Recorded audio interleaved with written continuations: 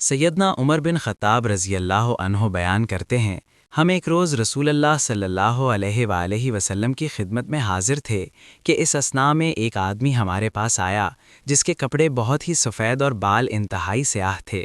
اس پر سفر کے آثار نظر آتے تھے، نہ ہم میں سے کوئی اسے جانتا تھا، حتیٰ کہ وہ دو زانو ہو کر نبی صلی اللہ علیہ وآلہ وسلم کے سامنے بیٹھ گیا اور اس نے اپنے دونوں ہاتھ اپنی رانوں پر رکھ لیے اور کہا، محمد صلی اللہ علیہ وآلہ وسلم، اسلام کے متعلق مجھے بتائیں۔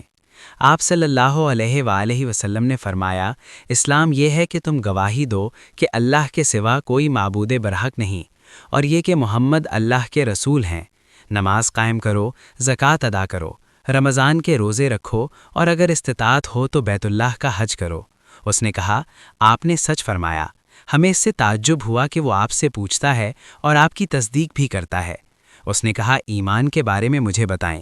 آپ صلی اللہ علیہ وآلہ وسلم نے فرمایا، یہ کہ تم اللہ پر، اس کے فرشتوں، اس کی کتابوں، اس کے رسولوں اور یوم آخرت پر ایمان لاؤ، اور تم تقدیر کے اچھا اور برا ہونے پر ایمان لاؤ۔ اس نے کہا، آپ نے سچ فرمایا۔ پھر اس نے کہا، احسان کے بارے میں مجھے بتائیں۔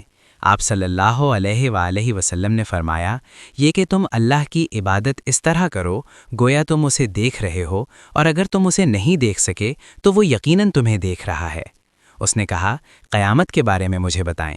آپ صلی اللہ علیہ وآلہ وسلم نے فرمایا، مسئول اس کے متعلق سائل سے زیادہ نہیں جانتا۔ اس نے کہا، اس کی نشانیوں کے بارے میں مجھے بتا دیں۔